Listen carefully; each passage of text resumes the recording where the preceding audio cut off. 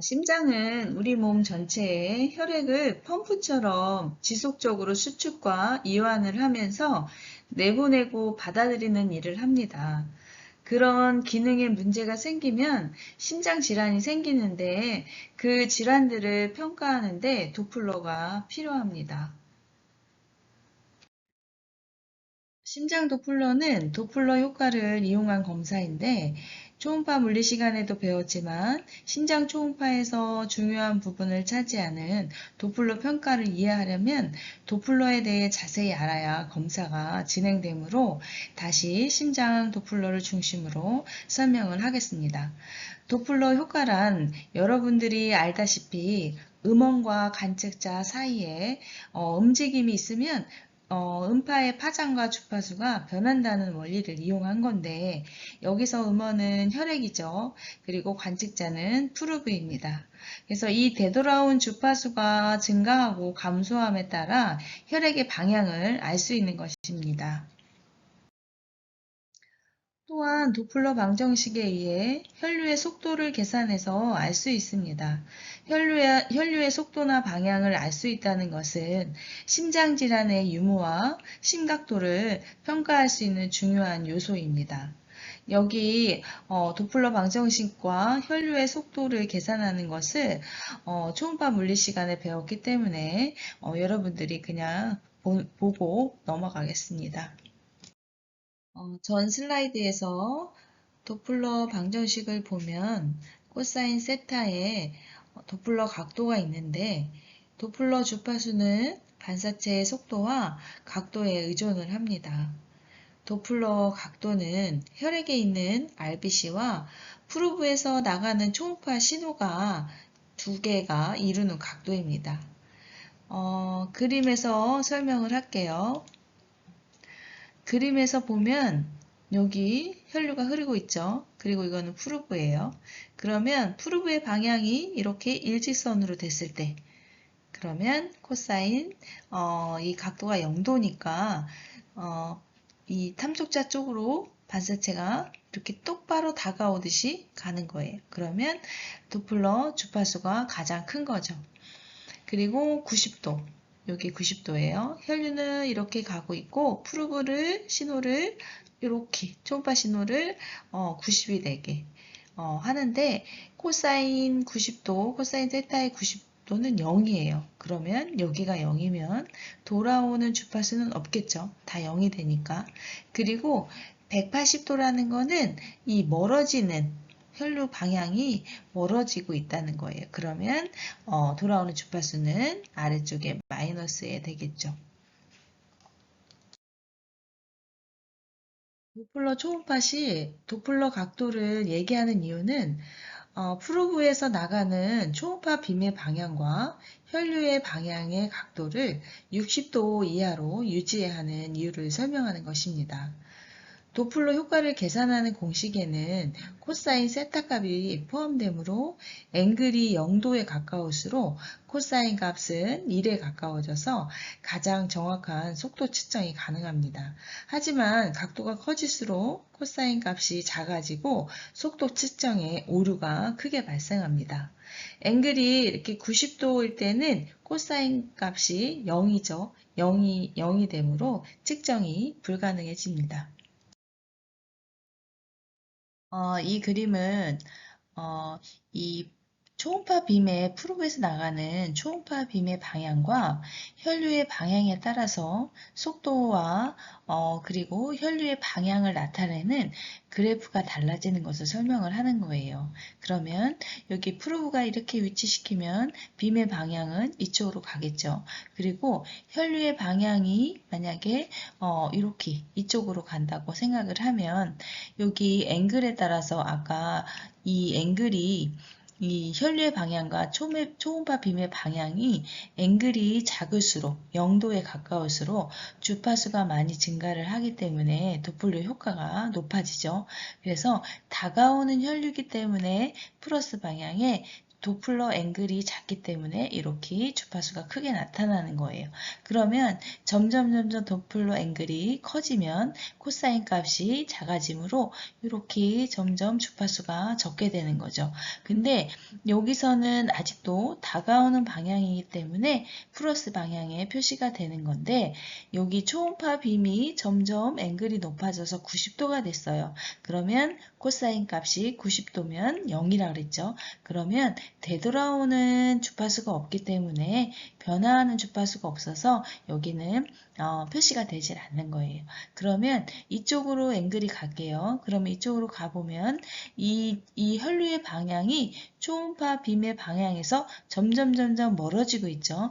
멀어지는 방향은 주파수가 감소한다 그랬어요. 그러니까 아래 방향에 이렇게 표시가 되는 거고 도플러 앵글이 점점 작아질수록 멀어지는 방향에 주파수 감소된 게 이렇게 더 많아지는 겁니다. 그래서 이 그래프만 봐도 혈류의 방향과 속도를 알 수가 있는 거예요. 자, 이 영상은 심장이 아니죠. 심장이 아니고 여기는 리버예요. 리버에 메인 포탈베인이 여기 들어가는 거죠. 메인 포탈베인에서 포탈베인으로 들어가는 건데 여기 검은 부분이 있어요. 그래서 여기는 빨간색이면 푸르브로 다가오는 방향이고 방향을 알 수가 있어요. 그리고 이 검은 부분은 푸르브가 아까 초음파 빔의 방향과 혈류의 방향이 90도를 잃었을 때는 코사인 값이 90일 때는 0이기 때문에 여기 표시되는 게 없다 그랬죠. 그래서 이렇게 까맣게 표시되는 것을 설명을 한 겁니다.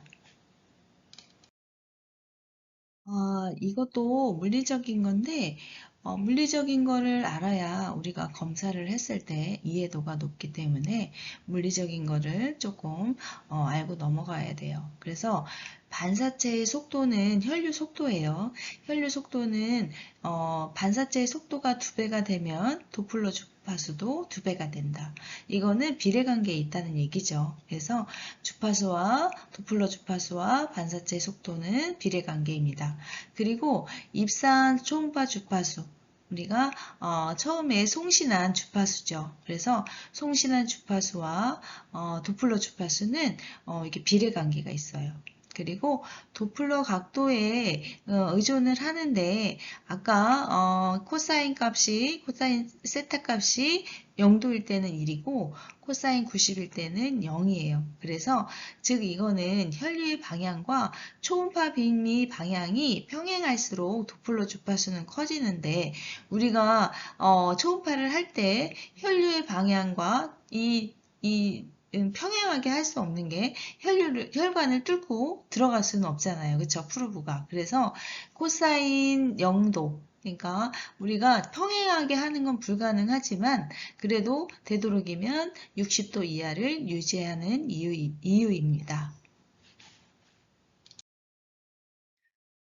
우리가 임상에서 쓰는 도플러 타입은 칼라 도플러와 PW, CW 그리고 파워 도플러를 주로 많이 사용을 해요. 근데 심장 초음파에서는 칼라 도플러와 PW와 CW를 많이 사용을 합니다. 파워 도플러 같은 경우는 미세 혈류가 있는지 없는지 유무를 판단하는 거기 때문에 주로 복부 초음파나 갑상선 초음파 그리고 유방 초음파 등에서 많이 사용을 하고 심장 초음파에서는 사용을 하지 않습니다. 우선 먼저 칼라 도플러 영상에 대해서 설명하겠습니다. 칼라 도플러는 기존에 이렇게 2D 영상에 혈류의 방향과 속도를 색으로 표시한 도플러 기법인데 초음파 화면에 이렇게 옆에 보면은 칼라바예요. 이게 칼라바가 있어서 빨간색과 파란색으로 초음파 빔의 방향과 혈류의 방향을 매핑해서 정상적이지 않는 혈류의 방향이 있는지 아니면 정상보다 높은 속도의 혈류가 있는지 이걸 다 평가할 수 있는 방법입니다. 그래서 대부분 여기 칼라바가 위에가 빨간색, 아래 파란색으로 대부분 사용을 하는데 위에가 적색일 때는 여기 프루브의 위치죠. 프루브로 다가온 혈액은 적색, 그리고 프루브에서 멀어지는 혈액은 하부에 있는 파란색으로 나타나는 게 일반적인 겁니다. 근데 이거는 칼라바를 여기 바꿀 수 있는 설정을 해서 바꿀 수 있는 기능이 있긴 있어요. 근데 대부분의 병원들은 이 상태로 검사를 많이 합니다. 이 영상은 초음파 할 때 대동맥궁 위치에서 프루브를 대고 보는 뷰인데 칼라박스를 켜서 이렇게 칼라박스를 켰죠. 칼라박스를 켜서 실행을 하면 여기 프루브 위치는 여기에다가 되는 거예요. 프루브 위치를 여기다 댔어요. 그러면 여기 칼라바를 보세요. 여기 위에가 빨간색이고 밑에가 파란색이죠. 그러면 다가오는 혈류는 빨간색이고 프루브에서 멀어지는 혈류는 파란색이라는 얘기예요. 그래서 우리가 상행 대동맥은 이렇게 프루브로 다가오고 있죠. 혈류의 방향이 프루브의 위치가 여기니까 초음파 빔으로 다가오는 방향일 때는 빨간색, 그리고 이렇게 아치를 통해서 다시 디센딩으로 내려가죠. 디센딩으로 내려갈 때는 초음파 빔에서 멀어지는 방향이죠. 그러면 멀어지는 방향인데 여기는 파란색으로 표시가 되는 거죠. 그래서 이렇게 아치가 있기 때문에 이렇게 빨간색과 파란색이 동시에 이렇게 보이는 뷰이기도 해요. 자, 혈류의 방향을 다시 한번 이 영상을 보고 설명을 해드릴게요. 여기 보면 퍼챔버 뷰죠. 우리 저번 시간에 표준 검사법 중에서 퍼챔버 뷰를 본 건데 이렇게 2D를 보고 칼라박스를 이렇게 켜서 실행을 하면 여기 칼라박스 안에 있는 혈류의 방향이나 속도를 볼 수가 있어요. 그래서 이렇게 칼라바를 보면 위에가 빨간색, 밑에가 파란색이죠. 그러면 프루브로 다가오는 혈류는 빨간색, 프루브에서 멀어지는 혈류는 파란색이에요. 근데 여기를 보면 여기 빨간색이 있죠. 빨간색은 LA에서 LV로 가는 혈액, 그리고 파란색은 LV에서 LA로 가는 혈류가 나오는 거고, 그리고 이렇게 노랗기도 하고 파랗기도 하고 막 이렇게 난류로 보이는 거는 여기가 속도가 높다는 것을 뜻하는 거예요. 그리고 요 옆에 화면을 보면 칼라박스를 이렇게 떼어놨죠. 그리고 여기 보면 위에가 빨간색, 밑에가 파란색. 이거는 다가오는 혈류가 빨간색, 멀어지는 혈류가 파란색이라는 얘기예요. 그래서 이거는 마이트랄 밸브를 확대를 해서 본 건데 자꾸 이렇게 파란색이 보이죠. 혈류가 노란 화살표에 보면 이거는 마이트랄 밸브가 문이 닫혔는데도 불구하고 뒤로 빠지는 혈류가 보이는 거예요. 혈류의 파란색이면 혈류의 방향이 멀어지는 혈류죠. 그러면 원래는 LA에서 LV로 가야 되는 혈류인데 이렇게 문이 닫혔는데도 불구하고 LV에서 LA로 멀어지는 혈류가 파란색으로 이렇게 표시가 되는 거예요. 그러면 문이 닫혔는데 뒤로 빠지는 혈류, 그러니까 역류가 있다는 것을 보여주는 영상입니다. 아까 영상에서 보면 칼라바가 이렇게 옆에 있죠. 대부분 칼라바를 여기 이렇게 위에가 빨간색, 밑에가 파란색으로 세팅을 하고 쓰는 병원들이 많은데 위에가 빨간색이라는 거는 아까 프루브로 다가오는 혈류가 프루브 초음파 빔의 방향 쪽으로 다가오는 혈류를 여기 플러스 쪽에 빨간색으로 표시가 되고, 그리고 여기는 프루브의 빔의 방향과 혈류의 방향이 멀어지는 방향이 파란색으로 표시되면서 마이너스 방향이에요. 그래서 이렇게 인버전 시켜서 이 위에가 파란색, 밑에가 빨간색으로 표시될 수도 있어요. 그러면 이렇게 다가오는 혈류가 파란색으로 표시되고 멀어지는 혈류가 빨간색으로 표시가 되는 겁니다. 칼라바에 따라서 다르게 표시가 될 수가 있어요. 이거는 조정에 따라서 틀린 겁니다. 이 영상은 방금 얘기한 칼라바를 인버전 시켜서 할 수 있다는 얘기예요. 이게 같은 위치죠. 이걸 리버의 포탈베인인데 같은 위치에 여기 위에가 플러스인 게 파란색으로 돼 있어요. 그러면 얘는 방향이 프루브로 다가오는 거. 그리고 여기 보면 밑에가 빨간색이니까 멀어지는 혈류가 빨간색이에요. 그래서 요거를 인버전을 시켰더니 이렇게 위에가 빨간색하고 밑에가 파란색이 됐죠. 그러면 여기 완전히 바뀌어서 보이죠. 얘는 원래 다가오는 혈류가 빨간색으로 표시가 되는 거예요. 그래서 이렇게 칼라바를 잘 살펴봐야 됩니다. 대부분 초음파를 할 때 칼라바와 그리고 스펙트럴 도플러를 같이 이렇게 한 화면에 보여지는 경우가 많은데 여기 보면 칼라바는 안 바뀌었어요. 그러면 위에가 다가오는 방향이죠. 빨간색이. 그러면 스펙트럴 도플러를 봤을 때는 빨간색이 다가오는 혈류이기 때문에 이렇게 플러스 방향의 스펙트럴 도플러가 이렇게 보여요. 그러면 얘를 스펙트럴 도플러를 인버전 시켜서 위에가 플러스고 밑에가 마이너스일 때는 여기 컬러가 빨간색일 때는 다가오는 혈류죠. 그러면 스펙트럴을 바꿔도 위에 플러스 쪽으로 이렇게 혈류의 방향이 정해지는 겁니다.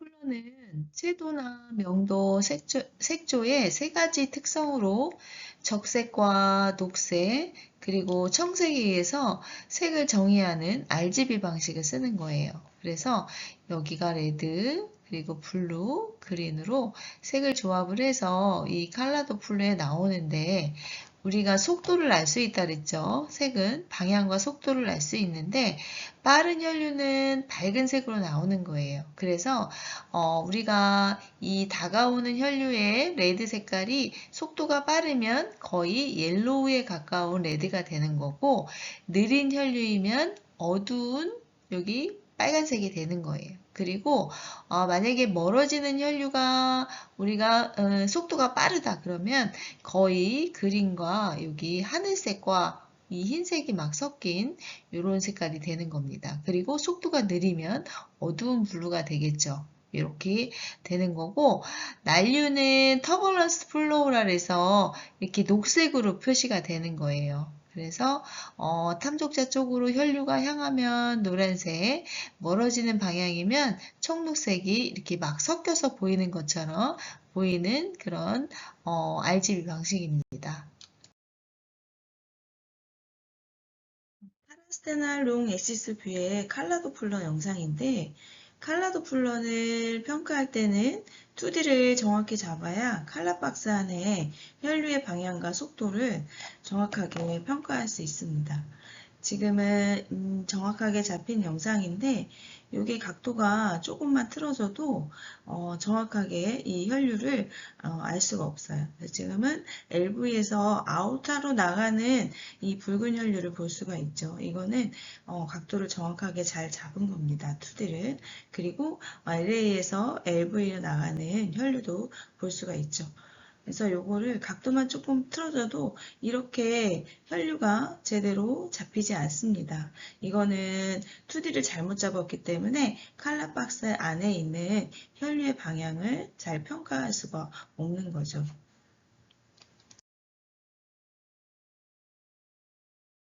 이 영상은 에이피컬 퍼친모에서 칼라 박스를 켜고 혈류의 방향과 속도를 보는 검사입니다. 지금 보면 여기 동그라미 친 데에 여기 마이트랄 밸브를 통해서 LA에서 LV로 가는 혈류를 볼 수가 있죠.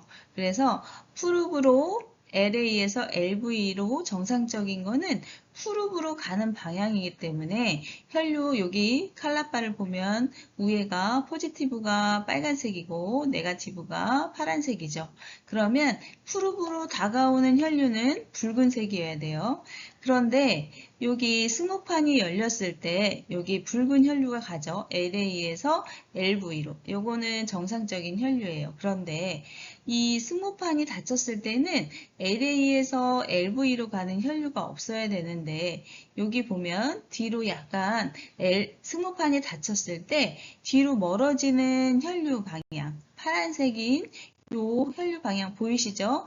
요게 조금씩 있죠? 이거는 심하지 않는 경도에 그 뒤로 빠지는 역류의 혈류가 있는 거예요. 그래서 원래는 뒤로 빠지면 정상적인 방향이 아니죠. 그리고 요 파란색으로 빠진다는 것은 프루브에서 멀어지는 혈류예요. 그러면 멀어진다는 거는 LV에서 LA로 뒤로 빠지는 정상적이지 않는 혈류라는 거죠. 그래서 요 영상의 색깔만 우리가 컬러로만 봐도 역류가 있는지 없는지, 그리고 역류의 정도, 역류가 심하면 속도가 높고 많은 양이 역류가 될 텐데 이렇게 이 구멍이 작아서 역류가 조금일 때는 이렇게 그냥 파란색의 역류 혈류가 있는 것입니다. 초음파 화면을 보면 여기가 위에가 빨간색이고 밑에가 파란색이죠. 그래서 이렇게 검붉은 색일 때는 속도가 느린 거고 이렇게 점점 노란색이 가까운 밝은 빨강이 되면 속도가 높은 거예요. 그리고 여기 밑에 멀어지는 혈류는 검게 보이는 부분은 속도가 느린 거고 점점 속도가 빨라지면 연두색에 가까운 파란색이 되는 겁니다. 그래서 컬러바를 보면 이런 식으로 표시가 돼 있어요. 그래서 여기 우리 아까 그 화면인데 이 속도가 높기 때문에 이렇게 연두색에 가까운 파란색이 막 섞여 있죠. 그리고 이쪽도 보면은 파란색인 파란색인데 여기도 막 섞여 있는 노란색과 이 파란색이 흰색과 막 섞여 있는 모습을 볼 수가 있어요. 그러면 이거는 속도가 빠르다는 것을 알 수가 있는 거예요. 이 영상은 이 퍼챔버에서 이 마이트랄 밸브의 역류가 심해서 이 뒤로 빠지는 혈류의 속도가 높고 그리고 뒤로 빠지는 역류의 양이 많은 케이스입니다.